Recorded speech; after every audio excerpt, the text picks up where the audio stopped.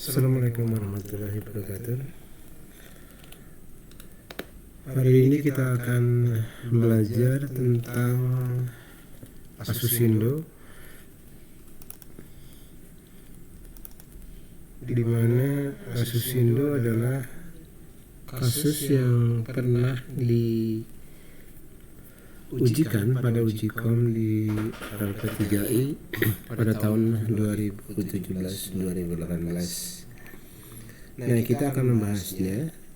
Tapi sebelumnya Anda diminta untuk mengcopy dari akun Kompak LP3I. Ada 3 file yang harus Anda copy. Yang pertama adalah lembar soal seperti ini, lembar soal dari Asusindonya. Yang kedua adalah lembar jawaban. Dan yang ketiga adalah akun Asusindo. Semuanya Anda tinggal cari di Gmail di kompaclp3i@gmail.com. Baik, yang pertama kita akan bahas dulu soal-soalnya. Anda perhatikan bahwa lembar soal ini terdiri dari 3 bagian yang harus Anda selesaikan di kalau ujian. Yang pertama adalah untuk manual. Manual itu diselesaikan dalam 120 menit atau 2 jam. Yang kedua adalah Excel, di mana Anda mesti menyelesaikan rekonstruksi bank, lalu penyesuaian, membuat neraca lajur. Setelah itu kita akan membuat laporan keuangan. Nah, di yang ketiga di sini harus menggunakan Mayob. Jadi Anda menyelesaikan ini ada 3 program, ada manual, ada Excel, dan Mayob. Kita lihat ketentuannya, informasi perusahaannya. Jadi ada PT Asusindo itu bergerak di bidang perdagangan notebook dengan merek Asus. Ada jenis yang dijual yaitu AS10 inci dan AS11 inci. Di sini ada kebijakan umum. Kebijakan umumnya seperti ini. Juga ada, jadi nanti Anda diminta untuk membuat laporan dari 1 Januari sampai 30 Desember dengan mata uangnya rupiah. Nah, di sini ada ketentuan untuk pembelian, dimana kalau pembelian barang dagangan dicatat sebagai merchandise, value added tax, dan account payable. Ini adalah ciri-ciri dari pembelian kredit, dimana di sini ada account payable. Sedangkan pencatatannya kalau dengan masuk ke merchandise inventory, artinya metode pencatatan yang dipakai adalah metode perpetual karena tidak ada akun pembelian. Di sini ada biaya angkut, beban penjualan, beban pembelian yang timbul dari transaksi pembelian barang dagangan menjadi tanggungan penjual. Artinya pembeli atau perusahaan kalau membeli barang kepada vendor atau ke pemasok itu tidak dibebankan beban angkut. Lalu ada retur, ini pencatatan seperti ini. Lalu ke akun payable, ke value added tax. Value added tax itu adalah PPN kalau bahasa Indonesianya. Ini ada merchandise inventory. Nah, di sini ada penjualan barang dagangan. Kalau ada penjualan dicatat 2 kali. Yang pertama di sini ada akun receivable, artinya penjualannya secara tunai. Lalu dicatat juga pajaknya dan penjualannya. Nah, setelah dicatat seperti itu, nanti juga dicatat cost of goods sold-nya dan merchandise inventory. Beban angkut penjualan yang timbul dari transaksi penjualan barang menjadi tanggungan pembeli atau pelanggan atau customer. Di sini ada retur penjualan, ada sales return, value added tax dan account receivable, dan dicatat merchandise inventory cost of goods. Jadi agak berbeda antara retur penjualan dan pembelian. Kita lihat bahwa retur penjualan dicatat 2 kali. Ada sales return, value added tax, dan account receivable. Setelah itu merchandise ke cost of goods sold. Kalau misalnya retur pembelian itu hanya dicatat 1 kali saja. Ya. Setelah itu kita lihat ininya terminnya adalah 30/10/40. Artinya kalau pelanggan itu membeli barang 10 hari ke bawah, membayar piutang 10 hari ke bawah, maka mendapat potongan sebesar 3%. Jangka waktu piutang paling lambat 45 hari. Di sini ada piutang usaha, di mana dikatakan bahwa beban kerugian ditetapkan sebesar 1% dari penjualan. Artinya teori yang dipakai adalah di akuntansi adalah percentage of sales, di mana dalam teori penghitungan beban kerugian piutang ada 2 teori sebenarnya. Yang pertama adalah percentage of sales, di mana beban kerugian piutang dihitung berdasarkan persentase dari penjualan. Yang kedua adalah menghitung dengan cara analisa umur piutang atau aging schedule. Nah, itu nanti dicatat sebagai allowance method, metode cadangan. Jadi ini adalah artinya penghapusannya bersifat indirect method. Oke, di sini ada pengeluaran kas, di mana kita pakai dana kas kecil. Dana kas kecil dikatakan bahwa sistem di perusahaan ini menggunakan fluctuation fund system, di mana pada teorinya untuk dana kas kecil ada 2, ada inverse fund system, yang kedua adalah fluctuation fund system atau dana tidak tetap. Nah, yang paling penting di sini Anda lihat pencatatan persediaan barang dagangan menggunakan sistem perpetual. Kita sudah tahu tadi, kita berbahas di atas, dengan metode average atau rata-rata. Nah, ini berhubungan nanti pada perhitungan harga pokoknya nanti.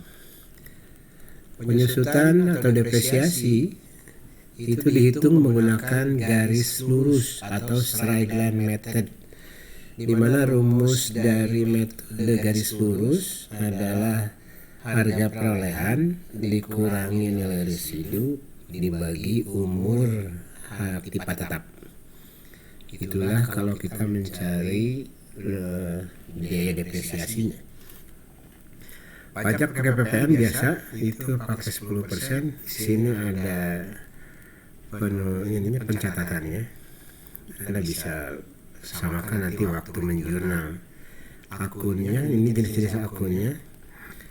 Nah, ini adalah trial balance pada tanggal 30 November 2015. Ini yang sudah kita copy. Jadi Anda kalau sudah mengcopy, itu adalah yang ini di akun Asusindo, itu isinya adalah trial balance ini. Ya, ini daftar pelanggan, sampai pelanggan, pemasok, dan persediaan barang dagangan. Nah, ini di sini ada daftar aktif tetap. Ini berhubungan dengan depresiasi nanti. Ya, ini harus dihitung. Ini bentuk dokumennya, kita nanti bahas satu persatu untuk dokumennya. Bukti kas keluar dan sebagainya. Oke. Ini adalah PPN-nya dan seterusnya sampai selesai.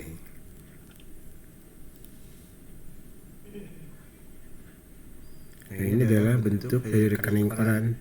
Nah, reckoning run ini dipergunakan nanti kalau kita membuat rekonsiliasi.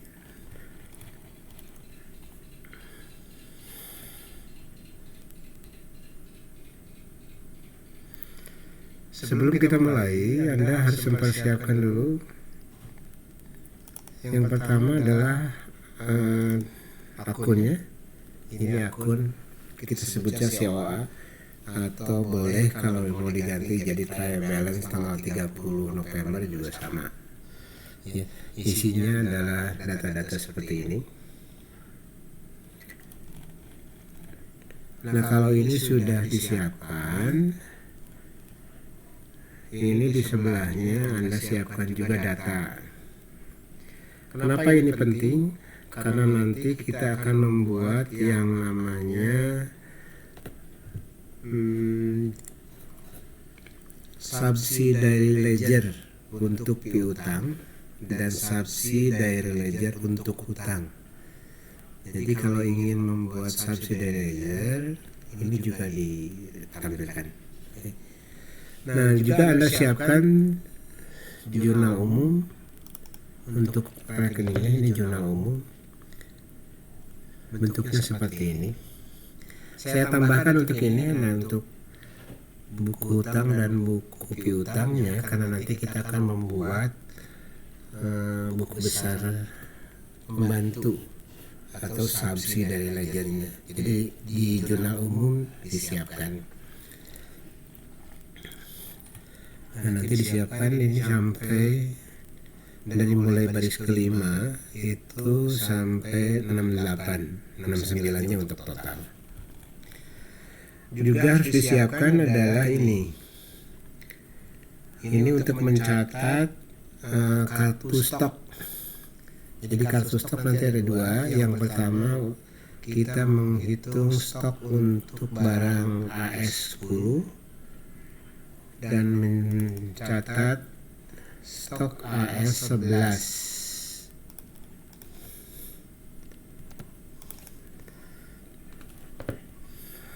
Ini 11. Disiapkan saja nanti. Nah, ini dasarnya itu dari lembar jawaban. Jadi di lembar jawaban, kalau Anda lihat lembar jawabannya, ini bentuk lembar jawaban. Hanya saja general jurnalnya saya rubah sedikit, ditambahkan dengan BPP hutang dan BPP kas, hutang dan piutang. Di sini debit kredit sama seperti yang sudah kita pelajari di kelas. Nah, ini bentuk laporan keuangannya, bentuk general ledger atau buku besar. Hanya saja karena kita mengambil data general ledger itu dari jurnal umum, maka bentuknya kita samakan dengan jurnal umum.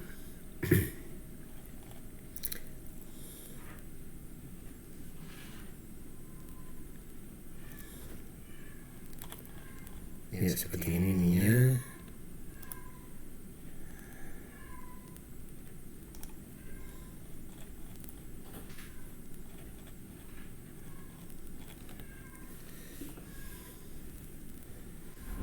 Ini jenis bunyinya.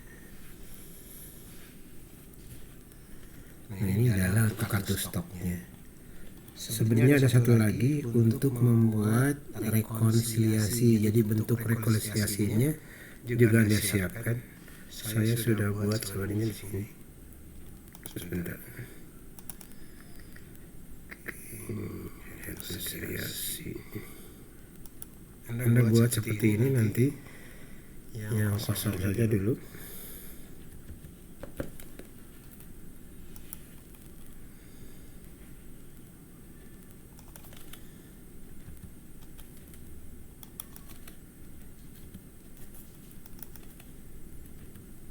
Ya, seperti ini nanti.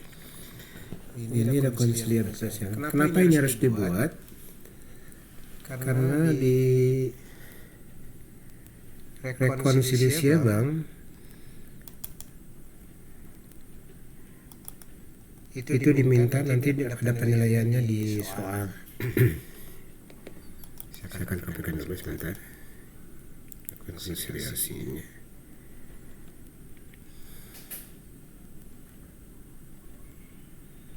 Sini saja deh. Oke.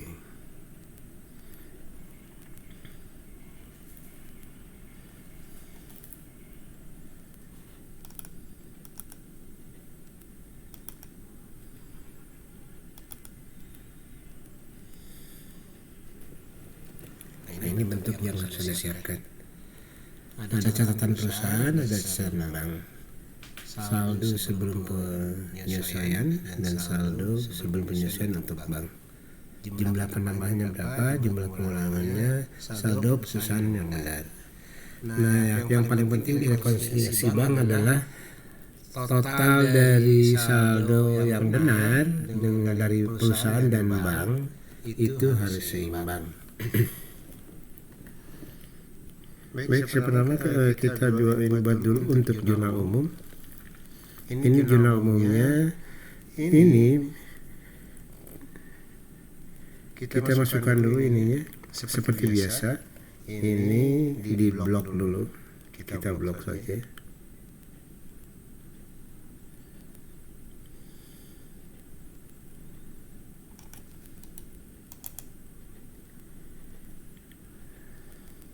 Define name, saya kasih nama Norex saja.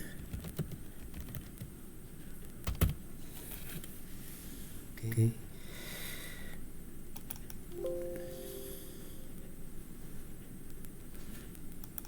Katanya sudah ada, sebentar. Saya belum bersihkan.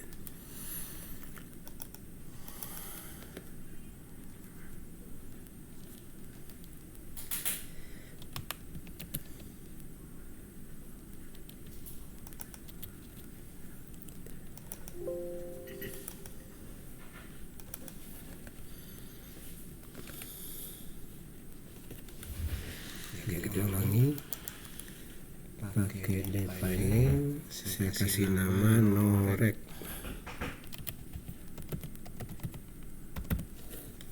Setelah itu di oke. Lalu yang ini kita blok.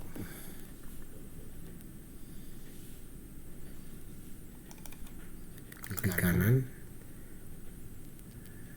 define name, kasih nama COA.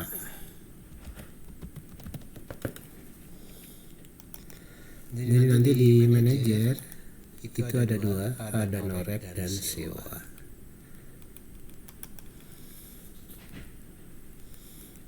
Ya kita akan di copy aja di sini. Ini juga sama akan kita simpan untuk pelanggan. Pakai define name. Di sini kita akan katakan nama pelanggan.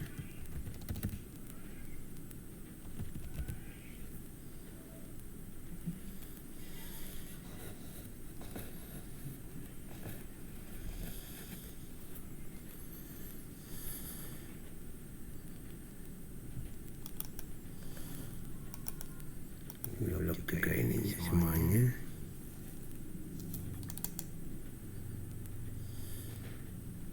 Define name. Kalau tadi pelanggan, sekarang data pelanggan saja. Oke. Kita takut nanti dipakai.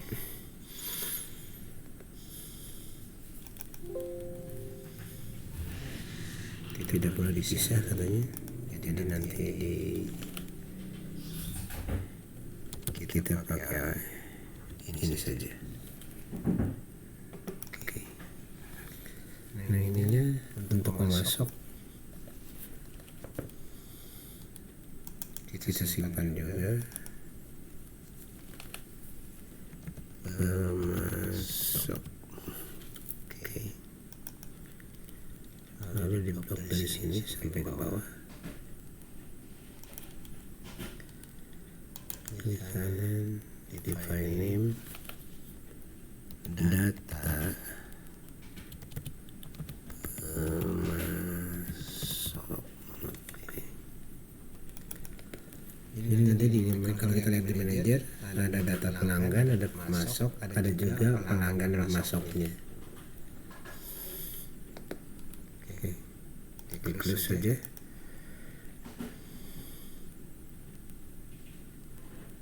Kalau ini nggak usah deh. Nah, sekarang kita akan menjawab zoom-nya. Seperti biasa, nama rekening kita akan isi. Nama rekening digunakan menggunakan fungsi if.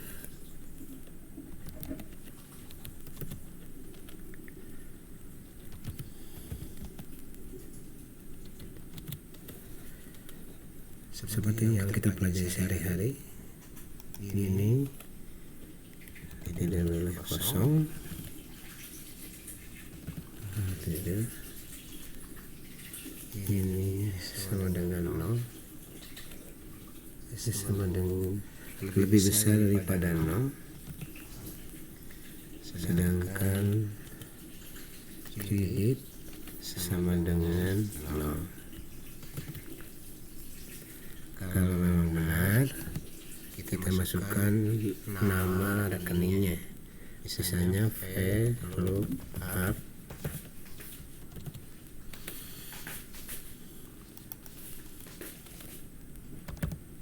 sewa 2. Nah, ini untuk pengisian yang rekening debit. If untuk kreditnya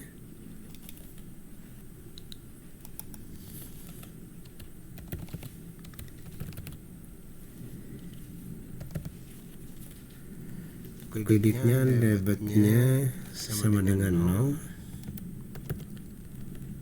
sedangkan yang kredit itu lebih besar daripada 0.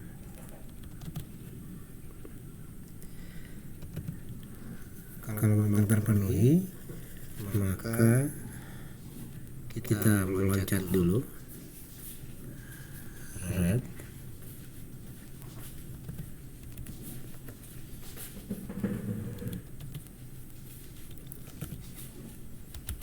pakai jarak 10 saja cukup.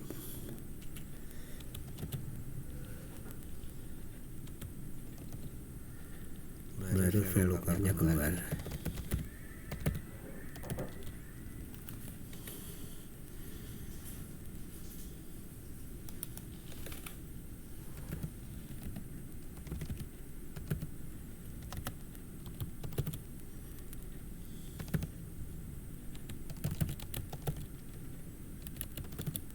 Oke. Kita akan coba untuk mengisi ini. Apakah sudah masuk atau tidak? Ada yang masih error.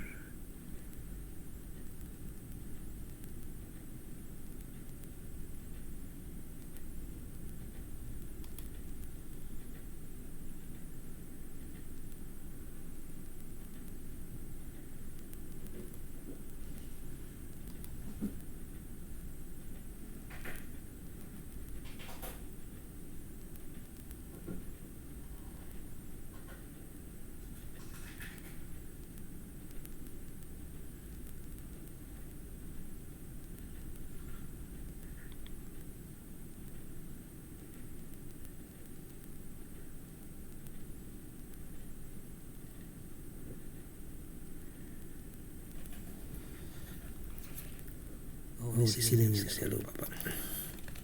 Sini mesti pakai. Oke. Ya. Nah, nanti kita akan masukkan nomor rekeningnya. Ini contohnya misalnya untuk petty cash itu satu bentuknya seperti ini. Agak kurang bagus kalau di Excel sebenarnya. Jadi kalau misalnya agak seperti ini, kita bisa masukkan saja di sininya. Kita pakai di nomor rekening itu dibubuhkan saja, nanti di data masuk ke data validation aja. Data validation list sama dengan norek ya. Di sini list, di sini sama dengan norek yang sudah seperti itu. Masukkan. Jadi nanti waktu kita mengisi dia akan muncul seperti ini. Penulisannya agak lebih mudah ketimbang kita mengetik sendiri. Kita akan coba misalnya yang satu.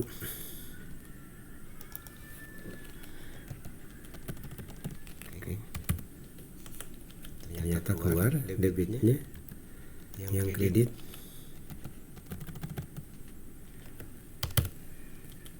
Dia juga menjawab ke dalam. Oke, ininya kita copy saja.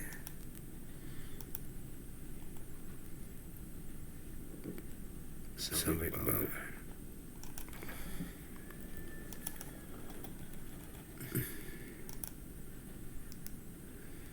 Ininya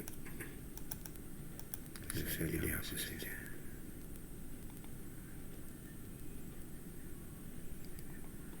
Oke, ada.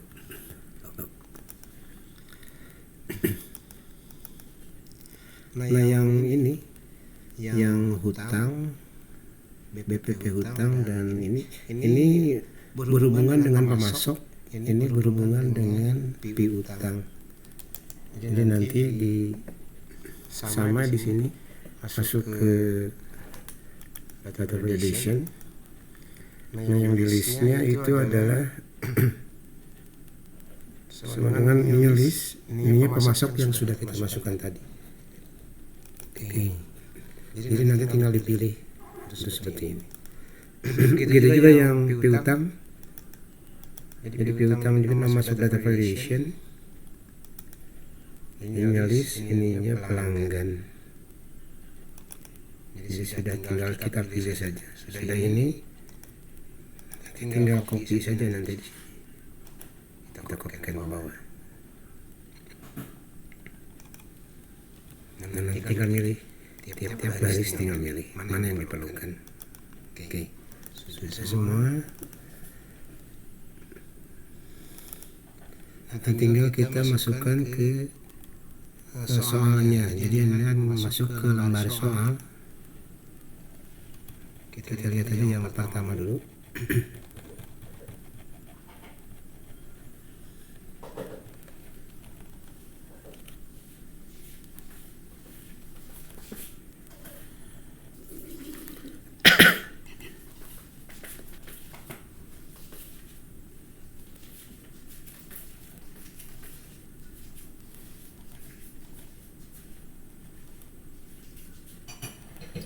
Di sini ada bukti kas masuk dari tanggal 3 Desember 2015. Bukunya dari BKM 1201. Diterima pelunasan piutang usaha dari Kasagacom atas penjualan kredit tanggal 25. Jadi ini adalah pelunasan untuk saldo awal. Jadi saldo awal Kasagacom itu dibayar dengan menggunakan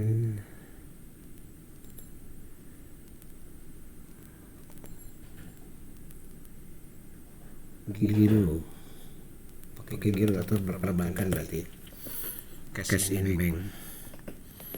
Oke, di sini diterima pelunasan sebanyak 26,15.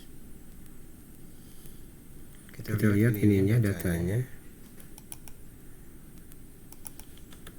Nah, ini Kasaga itu punya hutang 26.813.500, tapi dibayar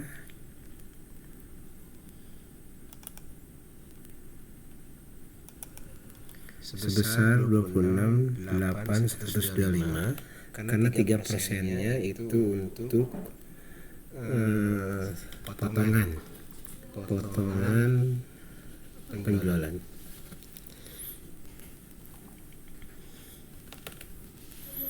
Kenapa sih dapat potongan? Ingat bahwa termin penjualan untuk perusahaan ini adalah 3/10 N45. Jadi kalau dia membayar sebelum 10 hari, dia akan mendapat potongan 3%.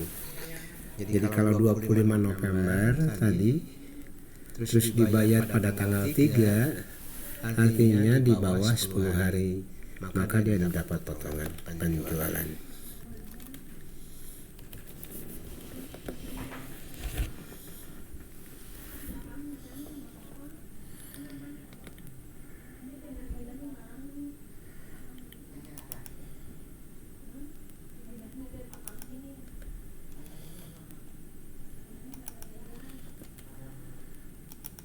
Tanggalnya tadi tanggal 3 bulan 12 tahun 2015. Oke. Nomor rekeningnya tadi, kalau misalnya ada penjualan dengan potongan, artinya piutang dagangnya harus di kredit. Dia membayar pakai giro, artinya cash in bank. Jadi kita ke cash in bank. Kita lihat di sini cash in bank itu 1010 nomornya. Jadi di sini cash in bank. Setelah itu ada potongan penjualan. Berapa potongan penjualan? Sales diskon. Ini 4, 10, 20.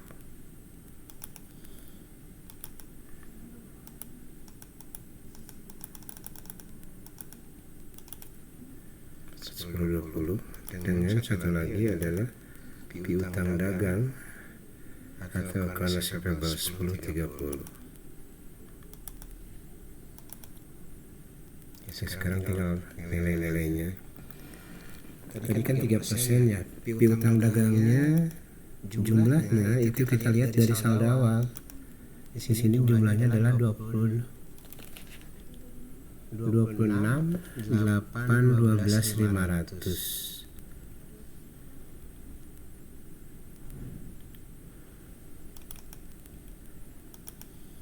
Ini sini saja kita kasih akuisisi saja supaya tidak salah.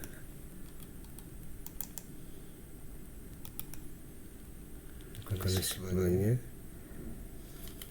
nah di debit ada sales diskon itu sama dengan 3% dari sini dikali 3%.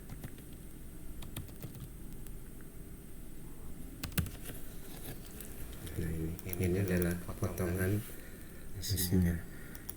Jadi uang yang diterima itu jumlahnya misalnya 26.008.125 26.008.125.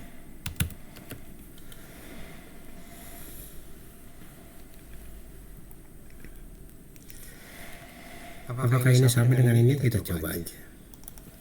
Sama dengan ini ditambah ini, apakah sama? Sama ya. Oke. Berarti ini sudah benar. Saya akan ganti saja ininya karena nanti pada sebaiknya tidak pakai rumus untuk di jurnal umum. Karena pada waktu posting nanti kan dipecah-pecah menurut nomor rekening. Jadi kalau ada rumus H7 misalnya, sedangkan H7-nya sudah pindah, itu akan mengacaukan hasilnya. Kita tulis saja 804-375. 804-375. Oke. Oke, ini sudah.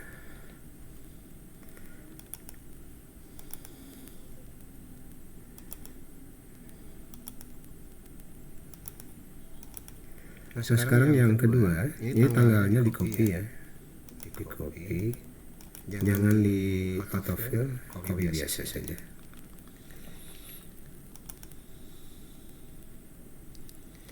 Yang kedua itu kita lihat yang ini, bukti kas keluar. Oh ya, ini BKM 1201, jadi yang tadi.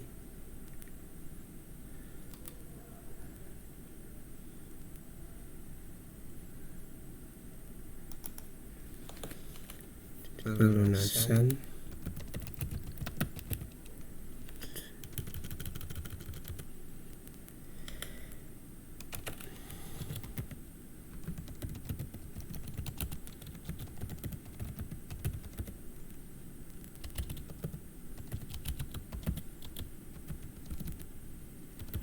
itu aja deh, Kasaga agak kurang panjang.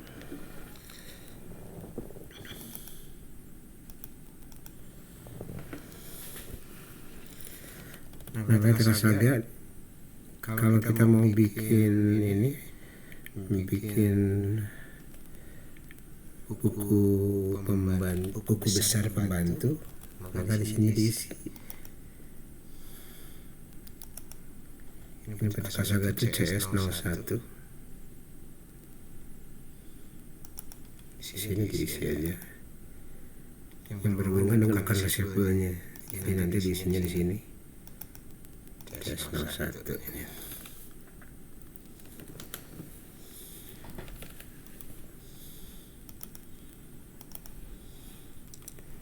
Sekarang tanggal selanjutnya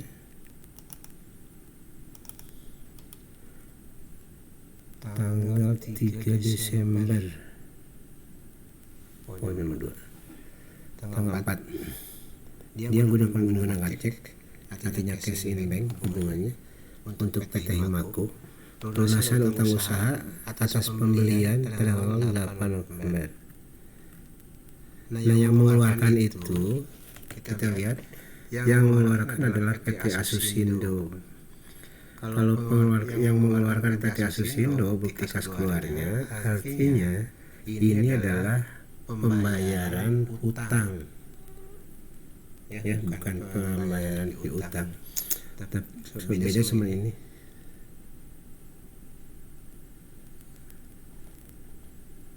Bukti kas keluar enggak sih? Salah. Bukti kas keluar ini pembayaran kan, pembayaran dari PT Asusindo ke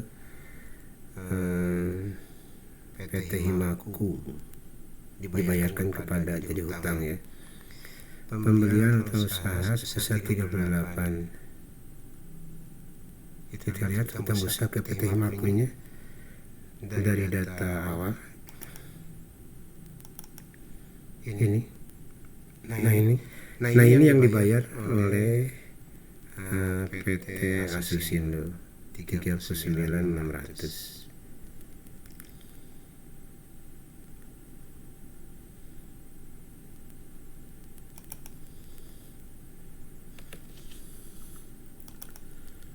Tanggal 4.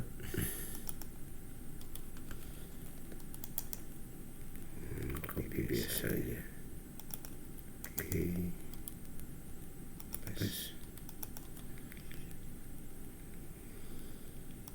Kita bayar dengan menggunakan, karena cek cash in bank sama hutang dagang, account payable 12.10. Jadi nanti di sini 12.10 dibayar menggunakan 110.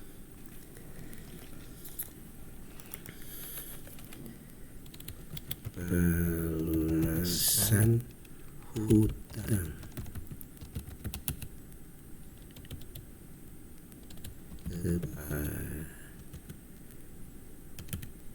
kepada PT Himaku.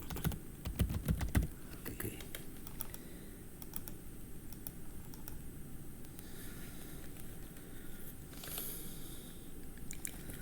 Nah, jumlahnya tadi 39.600.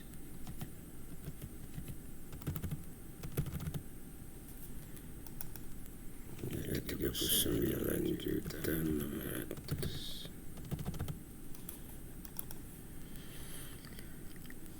Nah, yang account payable kita masukkan SP1. SP1 itu yang ini. Ya, karena ini PT Himaku. SP1.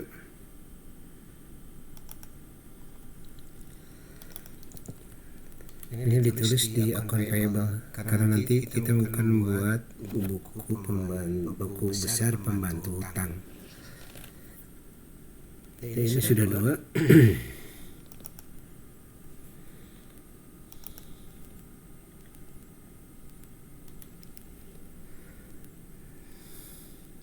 Ini membayar cek, membayar gaji karyawan terutang sebesar 15.150 dengan menggunakan cek.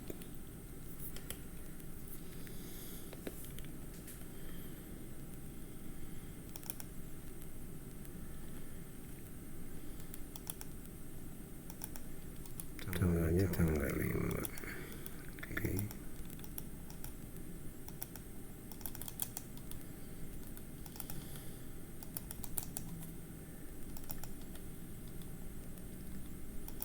Yang dibayar itu adalah which is expense point, which is pembayaran hutang payable.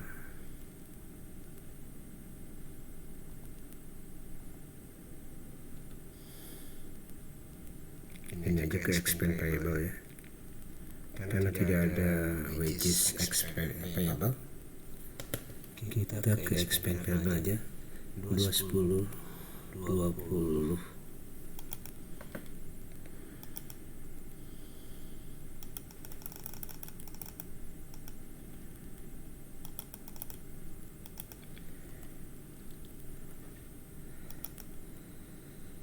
Kita keluarkan dengan Asian Bank.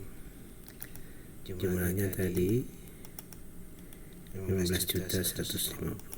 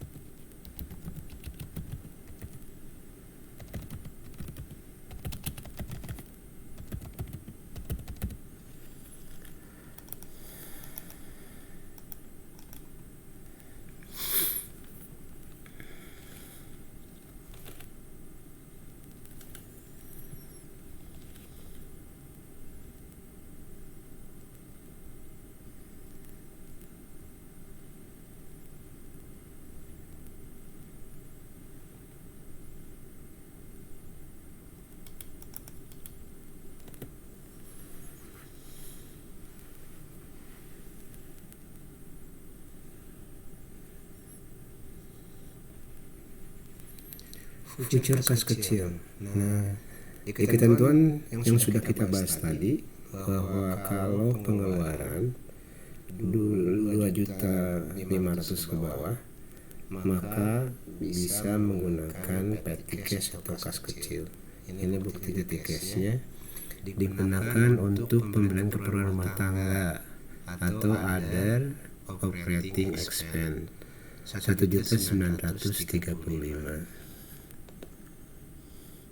Tanggalnya tanggal 9. Oke, kita masukkan saja di sini.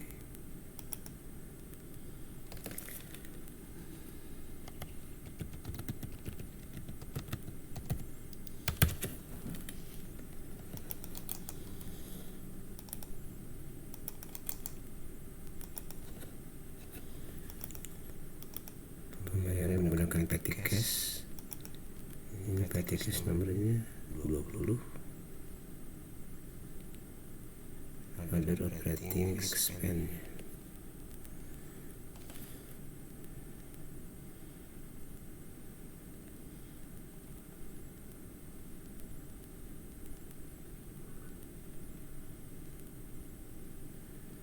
Ini 62.000.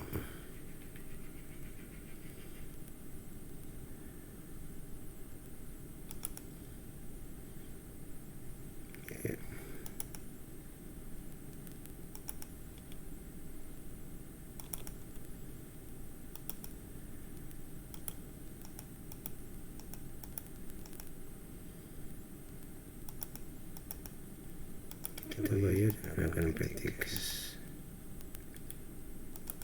Jumlahnya adalah 1935.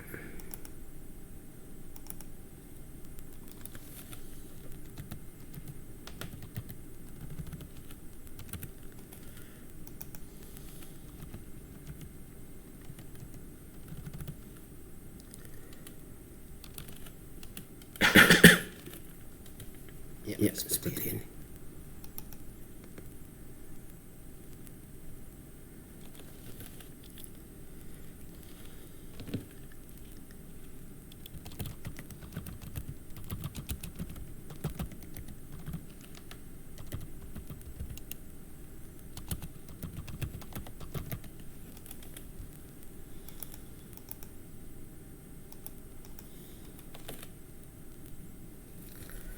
Baik, setelah itu kita selanjutnya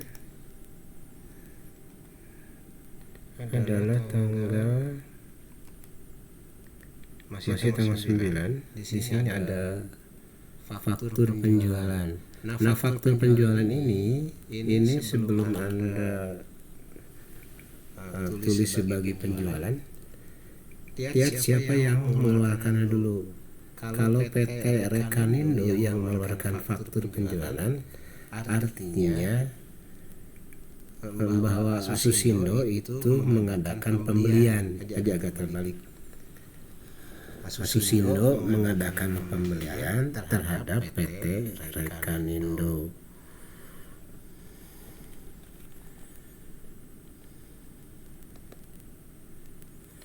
Jumlah penjualannya di sini jadi ini hutang usahanya, ya 107. Saya perbesar sini tetap jelas. Oke. Nah, di sini PT Rekanindo kepada PT Asusindo. Nah, kalau faktur penjualan ini muncul, maka akan muncul tagihan atau hutang dagang.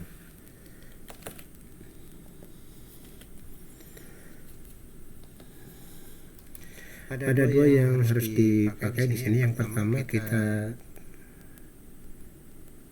bukukan dulu di sini.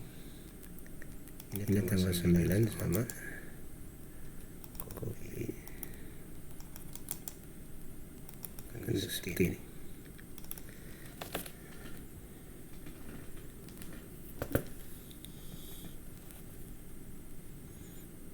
Nah, kalau ada pembelian, ingat kalau kita lihat di buku soalnya, kalau pembelian maka dicatat sebagai merchandise inventory.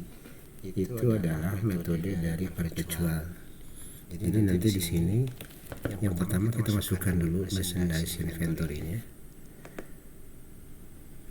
1050.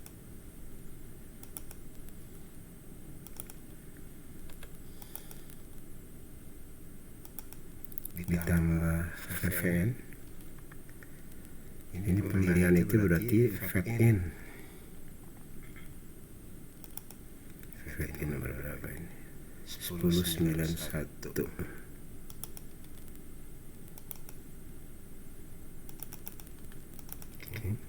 Satu lagi adalah hutang usaha. Hutang usaha account payable 1010.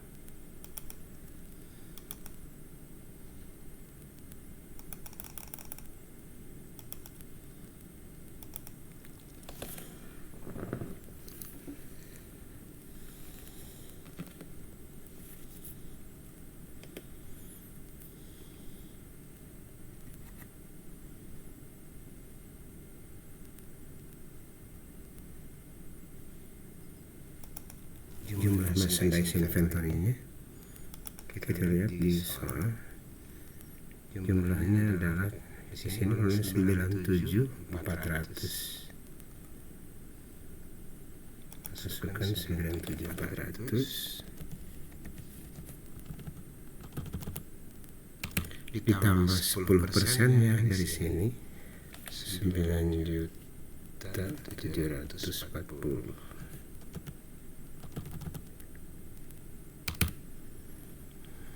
Nah, nanti saldo ininya, saldo utang usahanya itu adalah 107.140.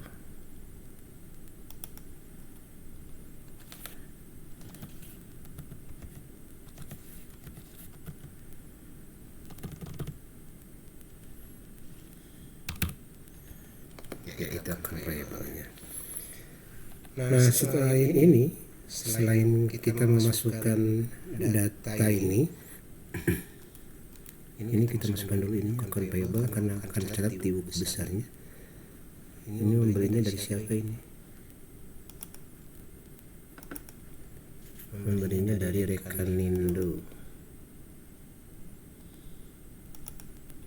Rekanindo itu berapa sih? OSP 2.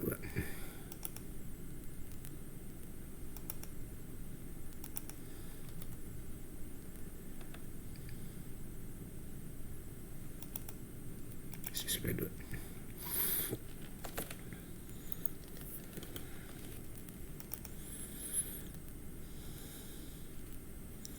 Nah, setelah itu kita ini kan ada rincian di sini. Ada rincian di soalnya. Jadi kita membeli 14 unit itu yang 10 inci harganya 3.100.000, jumlahnya segini. Jadi nanti dicatat di buku kartu stok.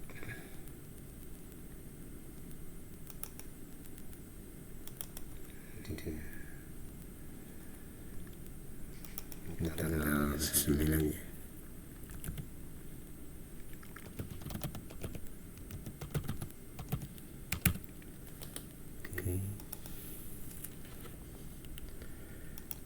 Ini ada 14 unit kita beli dengan harga 3.100.000 kalau nggak salah.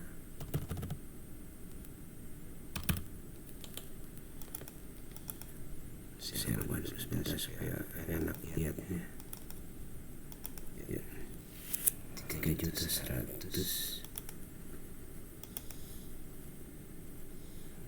gitu.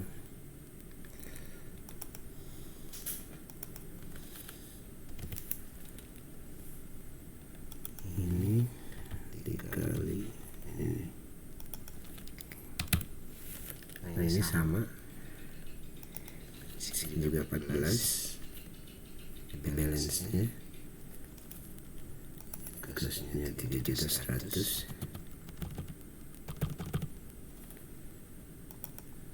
Ini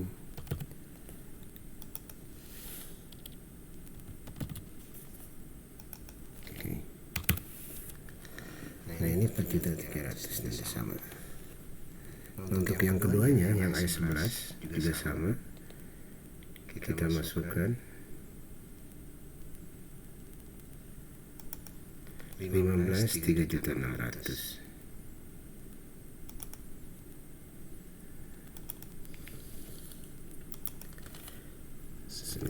Bulan 12 tahun 2012.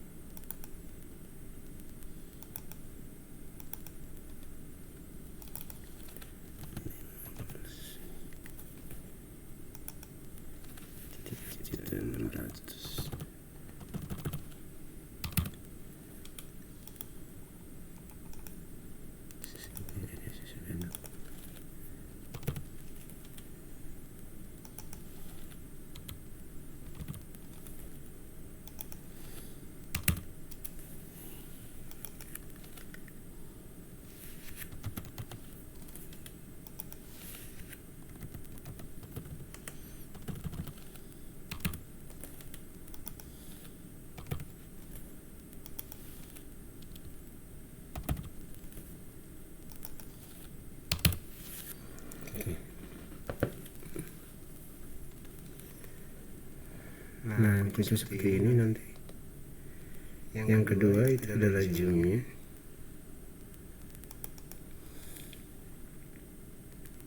Nah, ini yang mengeluarkan adalah PT Asusindo. Kalau PT Asusindo yang mengeluarkan surat dari faktur penjualan, maka ini merupakan pencatatan piutang dagang dari penjualan kepada PT Trikom.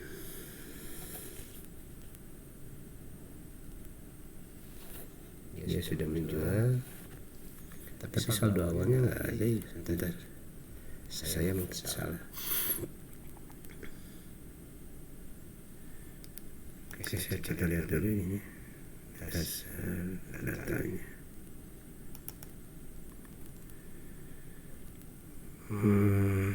Di sini kita ternyata punya saldo. Ini presiden barang dagangannya. Ini sebenarnya masuk ke saldo awal. Jadi ini saldo awalnya, ini harus ditulis dulu sebelum kita menyelesaikan yang tadi. Ini harus dicatat dulu sebagai saldo awal. Oke, nanti sebelumnya katanya punya saldo awal. Ini kita insert aja di sini. Seperti itu.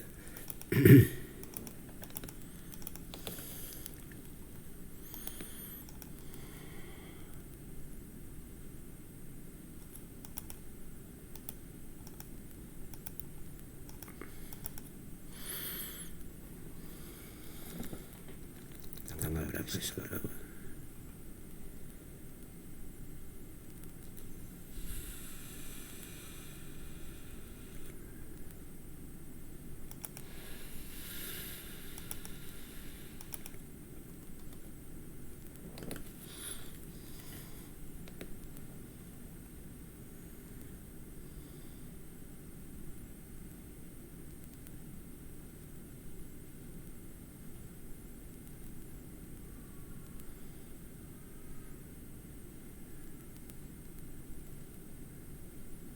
$3.635.000. Saldo awalnya kita masukkan.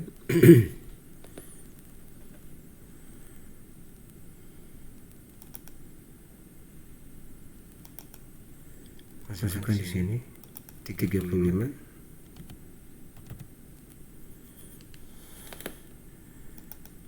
Lalu harganya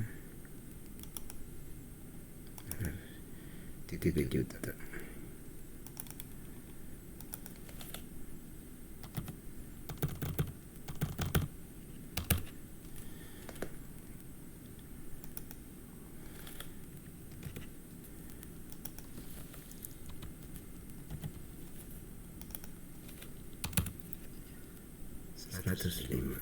Untuk A1 ini juga sama.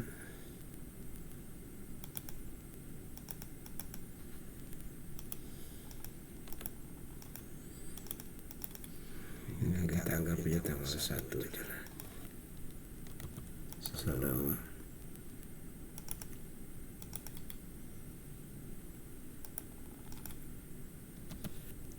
Oke. Untuk AS 20.35. Ada sedikit perbedaan kalau sudah punya saldo sebenarnya penulisannya. Betul.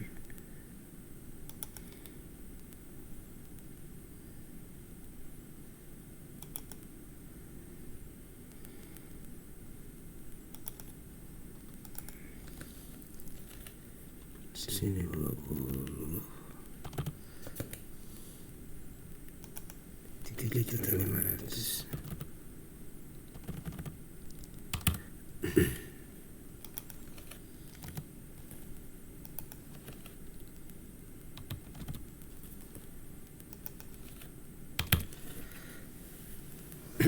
Ya, seperti ini. Nah, kalau misalnya ada saldo awal seperti ini, maka akan berubah di balance-nya sebenarnya. Kita lihat yang A1 dulu. Di sini ada saldo awal sebesar 35 dengan unit cost 3 juta. Totalnya adalah 105. Nah, tanggal 9 ada pembelian 14, ini sudah 310. Berapa di sininya? Nah, cara menghitung dari saldo akhirnya sebenarnya karena bentuknya average, di sini average. Oke. Maka di sini harus ditambahkan ini ditambah ini.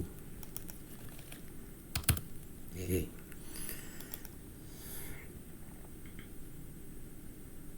Nah, sedangkan ininya totalnya sama dengan total ini ditambah harga pembeliannya.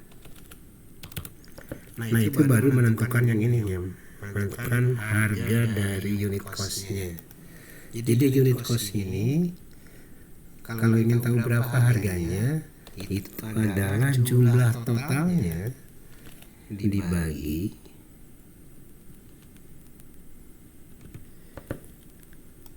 jumlah unitnya. Itu adalah unit cost. Nah, ini adalah cara penulisan di bentuk average.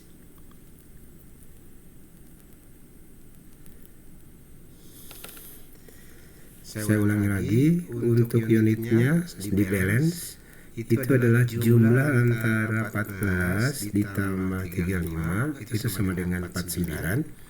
Sedangkan totalnya itu adalah 43.400 ditambah 105, muncul ini. Sedangkan yang unit cost-nya itu adalah jumlah total dibagi 49, munculnya adalah 3.028.571. Begitu juga untuk yang ini, untuk yang AS11 sama dengan ini ditambah ini. Untuk totalnya sama dengan 54 ditambah 70. Nah, nanti untuk balance-nya untuk unit cost 124 juta dibagi 35. Ini adalah harga jual segini nanti. Nah, ini berhubungan dengan ini. Berhubungan dengan soal yang ini. Oke. Di sini ada faktur penjualan yang dikeluarkan oleh PT Asusindo. Nah, ingat kalau penjualan ada penjualan, di sini ada jurnal yang harus dikerjakan. Kita lihat di atasnya, petunjuknya sudah ada di atas sebenarnya. Saya ingatkan lagi untuk penjualan. Nah, ini penjualan barang dagangan. Kita mencatat kalau penjualan kredit itu adalah account receivable ke value added tax, ininya tax out, lalu barulah penjualan. Setelah itu cost of goods sold ke merchandise inventory.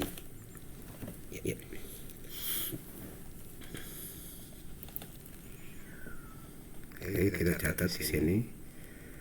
Sekarang kita masukkan di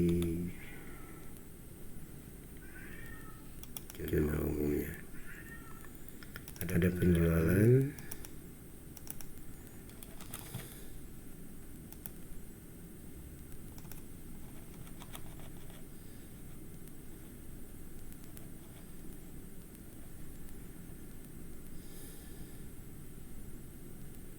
tanggal berapa? 10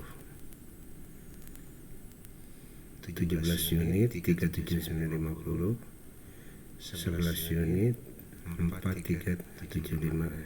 Ini total penjualannya, PPN dan piutang. Oke, kita catat dulu ininya.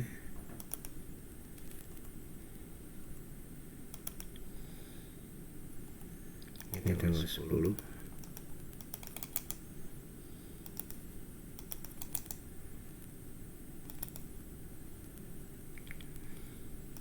udah banyak di sini.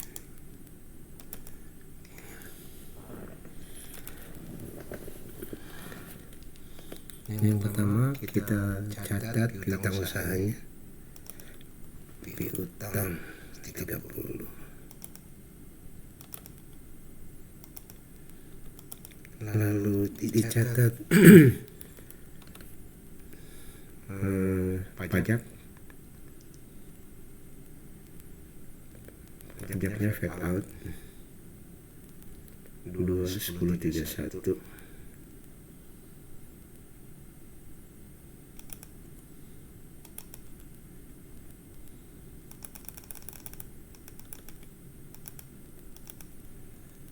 Lalu dicatat di sini salesnya 4/10/10.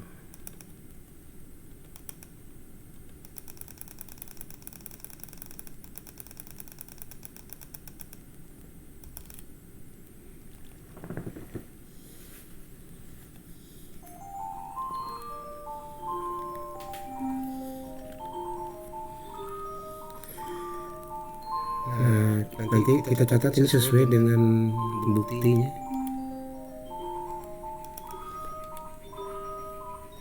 Ini ada 11.875 123062500.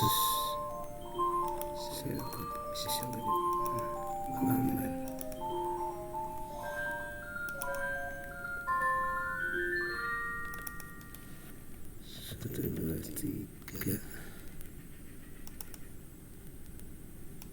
062500. Ini kondisi available.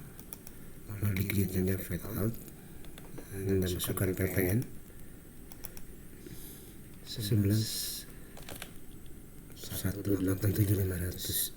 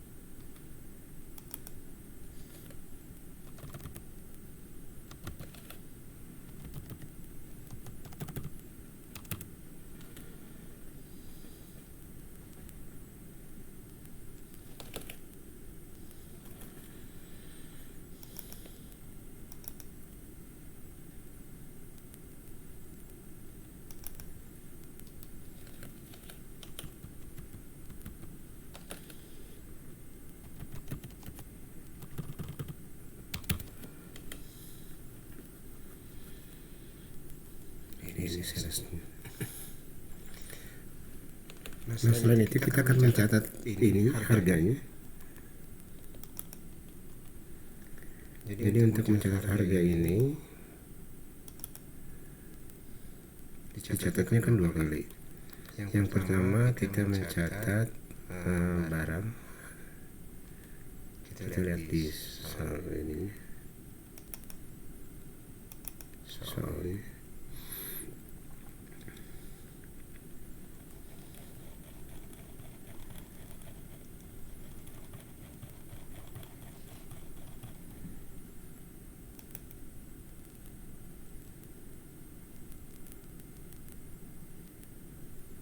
Ya, saya catat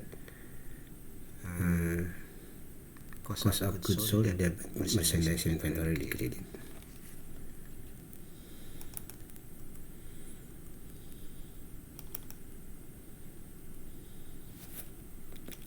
Cost of goods sold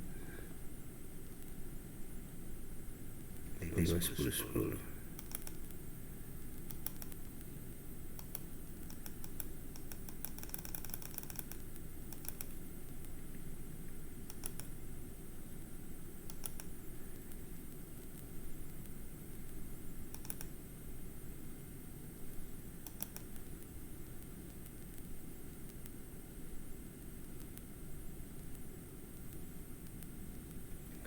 Inventory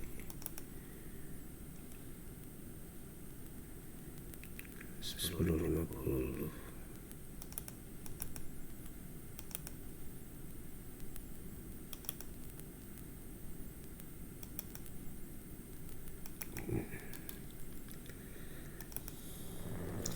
Nah, jumlah yang dimasukkan di sini itu adalah gabungan antara saldo yang ini kan ada, kalau kita lihat di soalnya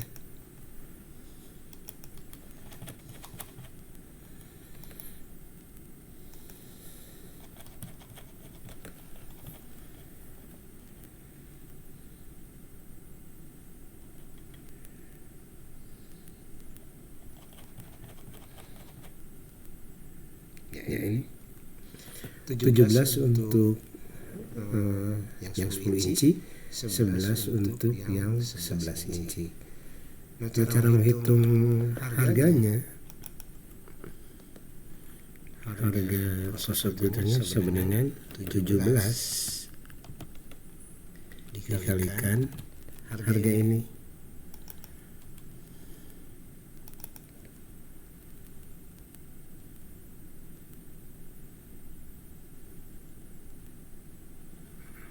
Atau gini.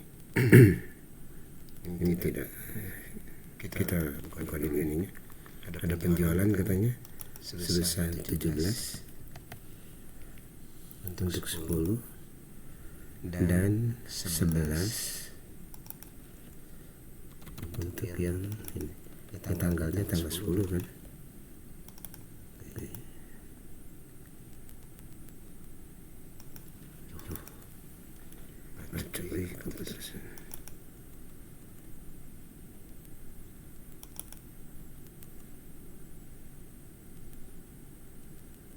Kenapa jadi mundur ya? Bentar.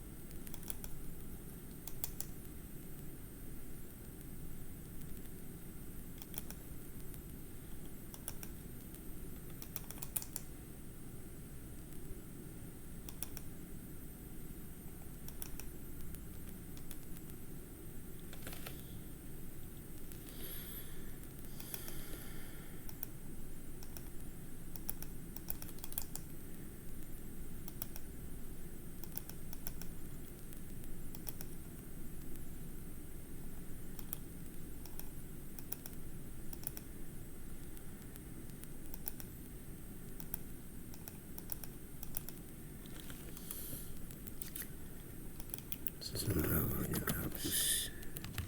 Kita sampai bagi dulu.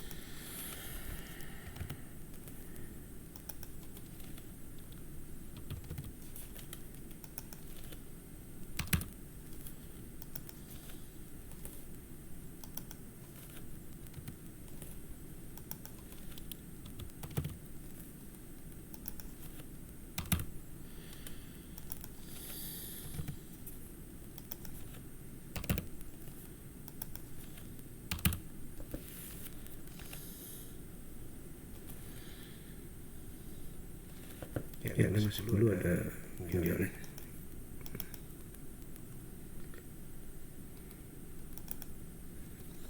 Ini 17.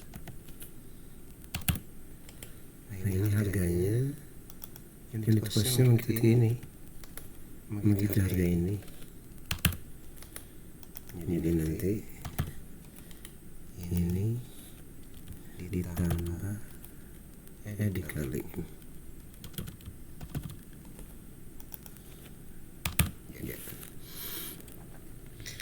Sedangkan yang ini yang 11, kita lihat tadi soalnya ini 11 unit, harganya bukan harga ini untuk cost of goods sold.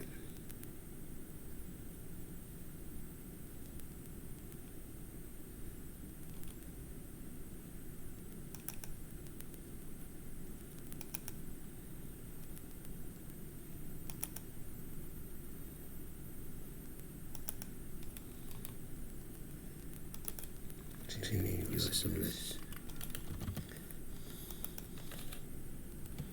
Harganya ada ini. Oke, sama dengan ini dikali.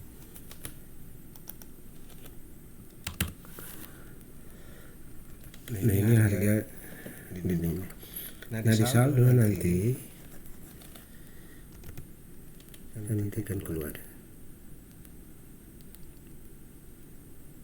ini dikurangi harganya dalam mengikuti ini.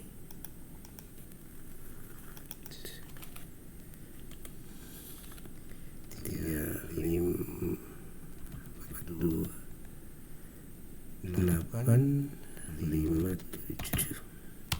Oke.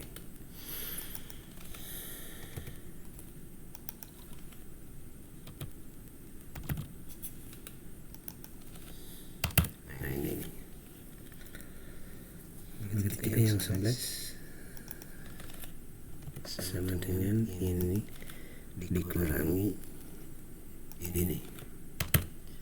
Harganya mengikuti yang di atas, 308571 sama dengan ini dikalikan ini balance-nya. Nah ini adalah yang nilai yang cost of goods sold-nya. Jadi nanti cost of goods sold itu ini ditambah dengan ini nanti masukkan untuk cost of goods sold yang tadi terhapus. Kita masukkan saja karena receivable it's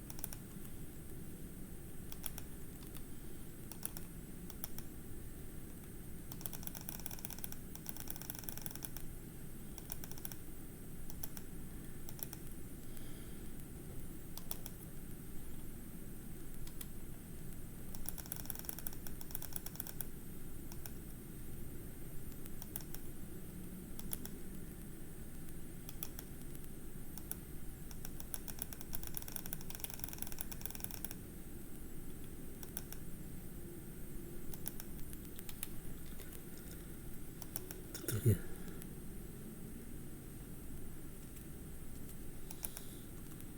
Yang terakhir merchandise inventory.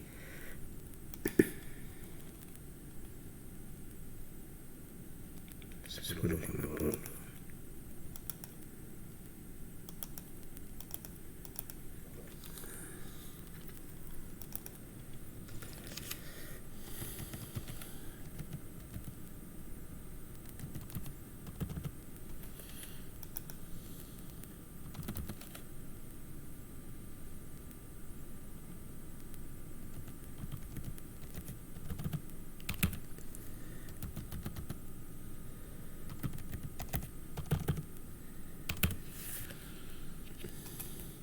Satu.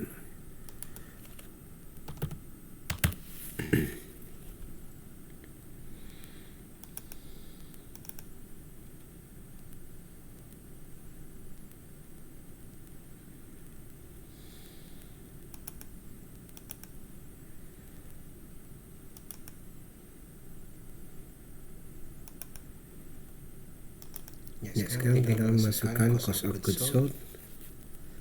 Cost of goods sold kita masukkan. Nah, cost of goods sold itu kita masukkan jumlah dari ini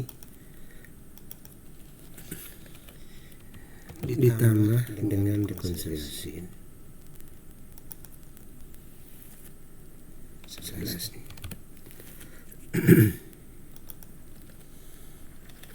90.457.143.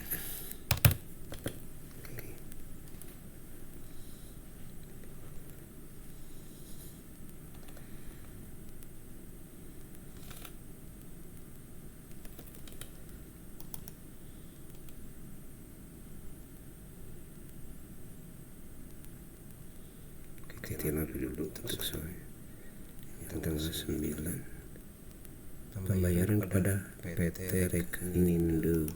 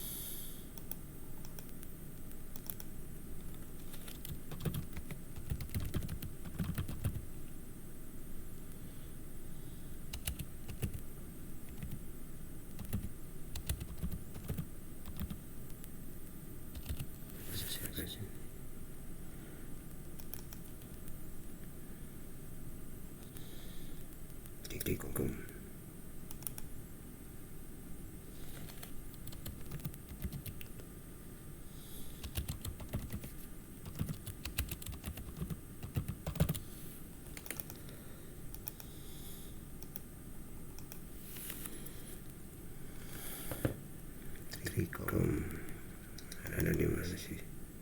SP CS2.